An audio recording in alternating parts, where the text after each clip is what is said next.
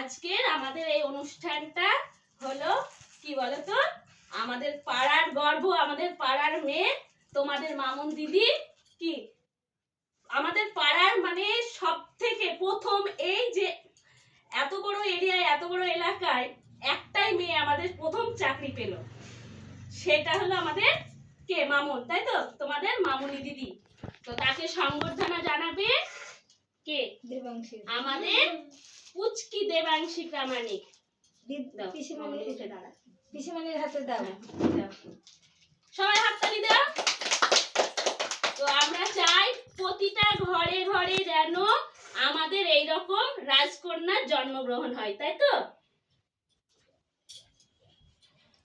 আর আমাদের তরফ থেকে ছোট্ট উপহার মামুনির জন্য।